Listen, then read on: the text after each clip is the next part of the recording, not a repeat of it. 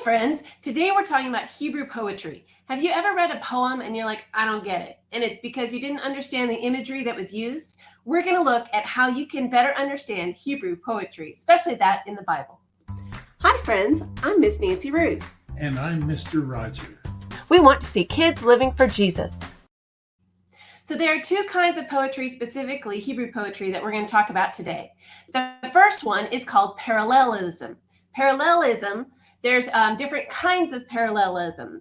You see a mark of this is, if you read the Psalms, you'll see like 2 lines per verse, and there are definitely 2 different lines.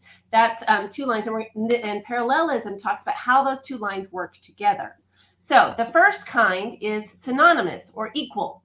The 2 lines say pretty much the same thing. So here's a good example of that. Psalm 1:1. Blessed is the one, this actually has 3 in it. Check this out. Blessed is the one who does not, number 1, walk in step with the wicked. Number 2, stand in the way that sinners take. Number 3, sit in the company of mockers. Those 3 things, pretty much the same thing. So this is synonymous parallelism in the Hebrew poetry. All right, another kind is that the 2 lines are different. They say different things. So here are some clue words that you can look for. Those clue words are but or yet. All right, so here we go. Here's a good example of this. This is Psalm 1, verse 6. For the Lord watches over the way of the righteous, but here's the opposite. The way of the wicked leads to destruction. So those 2 lines, instead of being the same, are different. They're what we call antithetic parallelism. Okay, the third kind of parallelism is synthetic, which it's not exactly equal. The second line tells more information about the first one. So here's a good example of that one. Again, in Psalm 1, we're in verse 2. It says, whose delight is in the law of the Lord. And the second line adds more to explain that. And who meditates on it, on his law, day and night. So they say kind of the same thing, but the second line gives more information. That is synthetic parallelism. Okay, the next one is really fun, and we actually do this a little bit in English. Are you ready? This is called acrostic poetry. I love this. Okay, it reminds me of a game I used to play, and I play quite a lot, actually, to help me learn names of people in a new group. And in this game, what you do is you think, okay, you know your name. So my name is Miss Nancy Ruth. So it starts with an N. Whatever letter starts your name, you have to think of something that describes you that starts with the same letter.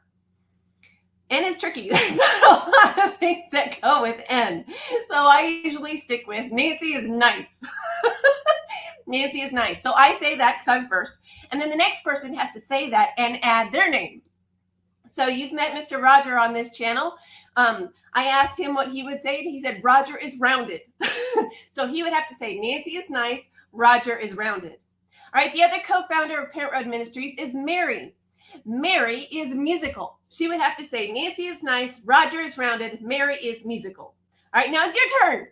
What would you say for your name? Let me know down in the comments and we can keep the game going. Okay, so we also have another example of this in a couple of our seasonal freebies that we offer at Parent Road, and you can check that out in the description. Right now it's December and they're not offered, so you have to look for them in the spring when it's closer to Mother's Day and Father's Day. But there's a way you can write a poem for your mom or dad using an acrostic. Okay, so Hebrew poetry also likes using the ABCs. Typically they go in ABC order rather than spelling a word or matching the first letter of your name.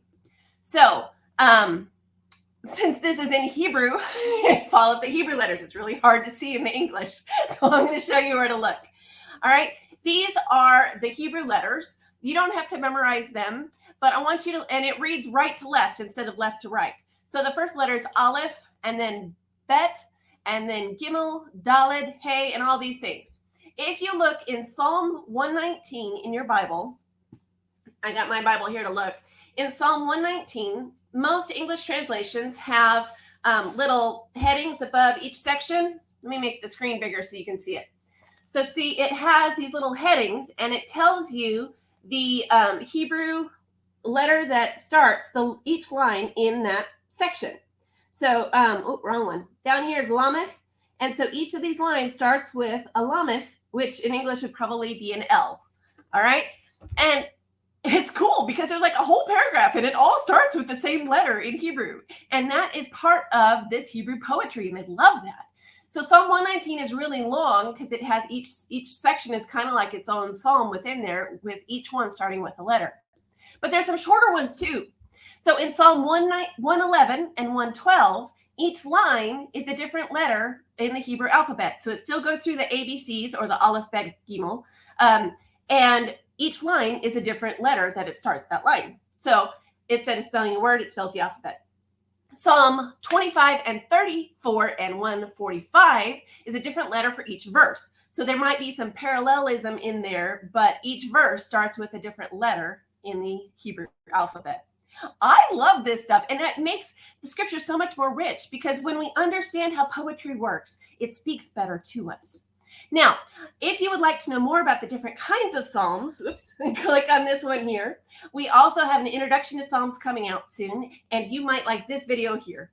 I love seeing you, friends, and I'll see you next time. Thanks for listening. Be sure to like, subscribe, comment, and share this with your friends. See you next time.